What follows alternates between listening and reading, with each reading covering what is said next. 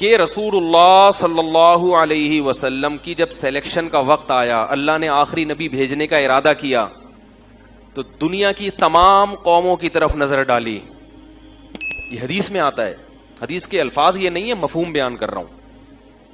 دنیا کی تمام قوموں کی طرف, بولو بھائی کس قوم میں آئے گا, کس نسل میں آئے گا؟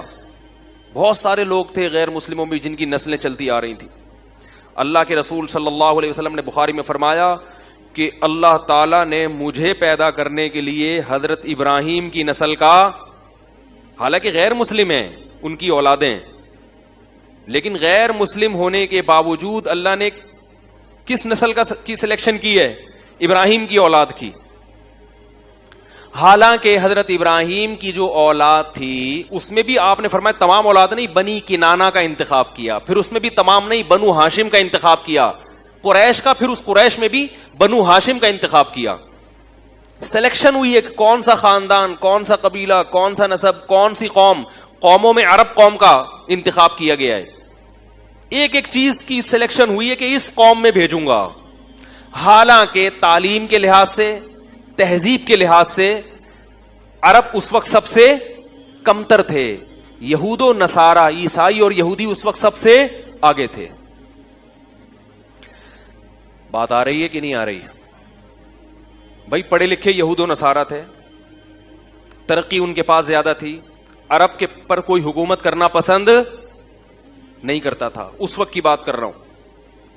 لیکن اللہ نے اس ایجوکیٹڈ قوم کو چھوڑ کر, اور نبی بھی ان میں زیادہ آ چکے تھے, وہ لوگ زیادہ پیغمبروں پر ایمان رکھتے تھے. عرب صرف ابراہیم علیہ السلام اور اسماعیل کے بعد کوئی پیغمبر ان میں نہیں آیا. تو اسلام کے زیادہ قریب عرب تھے یا یہود و نصارہ تھے؟ ارے بولو نا یار. یہود و نصارہ اسلام کے زیادہ قریب تھے, کیونکہ وہ تورات اور انجیل اللہ کی کتابوں کی تلاوت کیا کرتے تھے. گویا ہم یہ کہہ سکتے ہیں کہ اس زمانے کے مسلمان یہودی عیسائی تھے. عرب وہ تو بت پرست تھے, جس کا اسلام بالکل مخالف ہے. یہودی اور عیسائی نہ بت پرست تھے نہ قبر پرست تھے, آج بھی نہیں ہے. آپ یورپ امریکہ میں جو گوروں کی قبریں جا کے دیکھو, آپ کو اپنے قبرستانوں سے اچھا ان کا قبرستان لگے گا. اور ہمارا جا کے دیکھ لو, یہاں پہ ہر قبر ایسا لگ رہا ہے حبیب بینک کی بلڈنگ بن رہی ہے. میں دیکھتا ہوں کبھی یوٹیوب پہ برطانیہ کا قبرستان, کہتا ہوں یار یہ تو سعودی عرب کا قبرستان لگ رہا ہے. سعودی عرب یا عرب کنٹریز میں تو الحمدللہ قبر پرستی نہیں ہے, لیکن پاکستان میں, انڈیا, بنگلہ دیش, بندے کی زندے میں اتنی اہمیت نہیں ہوتی, مرنے کے بعد کہتے ہیں نا ہاتھی مرا ہوا 1.25 لاکھ کا ہوتا ہے, انسان بھی مرا ہوا زیادہ ویلی. وہ میں نے اتوار کے بیان میں کہا تھا کہ ایک صاحب ہے, ان کا آدھا دھڑ فالج زدہ ہے, تو انہوں نے مجھے کال کی کہ میں کسی مزار پہ جا رہا تھا, مجھے کسی نے بتایا وہاں جاؤ تو ٹھیک ہو جاؤ گے, تو آپ کا بیان سن کے ارادہ ترک کر دیا. تو مجھے خیال آیا کہ جو مزار کے اندر ہے اس کے دونوں دھڑ کام نہیں کر رہے. کیا خیال ہے؟ جس کا آدھا کام کر رہا ہے وہ اس سے ٹھیک کروانے جا رہا ہے جس کے دونوں دھڑ. بالکل سینس لیس باتیں ہیں یا نہیں ہیں؟ ارے بھائی اگر وہ تمہیں آدھا دھڑ ٹھیک کر سکتا تو سب سے پہلے اپنے دونوں دھڑ, کہتے چلو اپنا 1/4 تو ٹھیک کرو, کم از کم ایک چماٹ مارنے کے قابل تو بنو نا, ایک تھپڑ مارنے کے قابل کچھ تو کرو. وہ ایک آدمی گیا نا کسی ڈاکٹر کے پاس کہ جی مجھے 1 کے 2 نظر آتے ہیں. ڈاکٹر نے کہا آپ چاروں کو یہی بیماری ہے؟ ڈاکٹر نے کہا آپ چاروں کو یہی بیماری ہے. اس کو 1 کے کتنے نظر آ رہے تھے؟ 4 نظر آ رہے. تو خیر کیا بات چل رہی تھی, ادھر ادھر کلابازی ہم بہت کھاتے ہیں بیان میں. ہاں یہود و نصارہ کی بات میں کر رہا تھا کہ اس زمانے میں جس قوم میں محمد صلی اللہ علیہ وسلم آئے ہیں وہ قوم اسلام سے بہت دور تھی. یہود و نصارہ اسلام کے قریب تھے. عیسیٰ ابن مریم پر عیسائی ایمان رکھتے تھے, اور عیسیٰ ابن مریم سے پہلے جتنے پیغمبر آئے ان پہ یہودی ایمان رکھتے تھے, نماز پڑھا کرتے تھے, بت پرستی کو برا سمجھتے تھے, قبر پرستی کو برا. اور عربوں نے 360 بت بیت اللہ کے اندر رکھے ہوئے تھے لا کے. پھر بھی اللہ نے سلیکشن کی ہے, پوری دنیا پہ نظر ڈالی. کس قوم میں؟ عرب میں کس کی نسل میں؟ حضرت ابراہیم کی. ابراہیم کے تو بہت سارے بچے ہیں. کس میں؟ اسماعیل کی اولاد میں. اسماعیل کے بھی بہت سارے بچے ہیں کنانہ کی اولاد میں. کنانہ کے بھی بہت سارے بچے ہیں, اس میں سے کون سا قبیلہ بھائی؟ قریش میں. قریش میں بھی تو ہیں, بنو ہاشم میں نہیں آئی بات.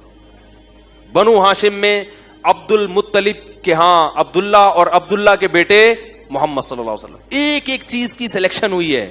حدیث میں آتا ہے میں اپنے زمانے میں سب سے بہتر قوم, سب سے بہتر نسب اور سب سے بہتر قبیلے میں اللہ نے مجھے پیدا کیا ہے. بہتر کیسا؟ وہ تو بت پرست تھا.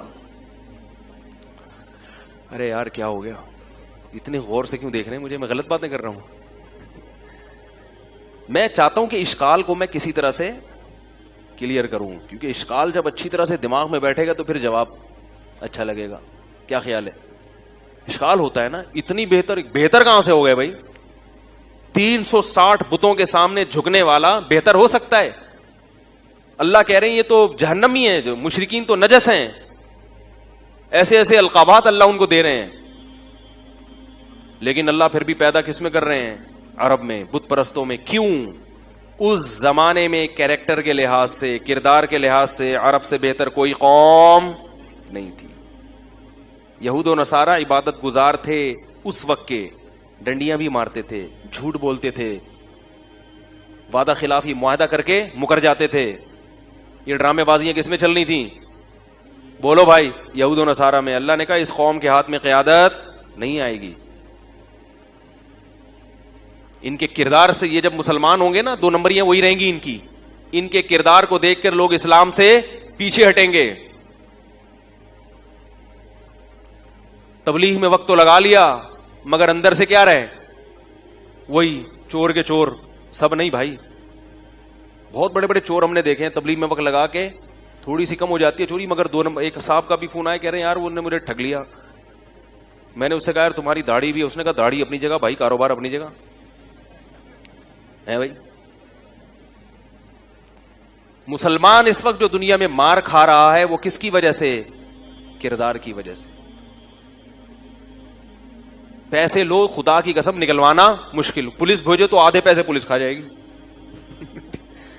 پولیس کے ذریعے نکلوائے, اس سے پولیس کے سے نکلواؤ, ایک نئی ٹینشن, کیونکہ پولیس بھی آپ ہی کی مسلمان ہے.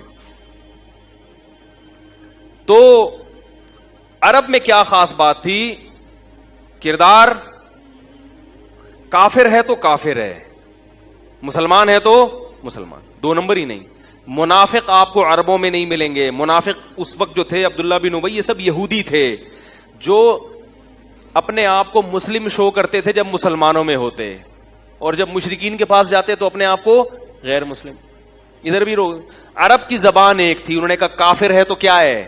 کافر ہے. نہیں مانتے تو نہیں مانتے, لالچ میں اسلام قبول نہیں کریں گے.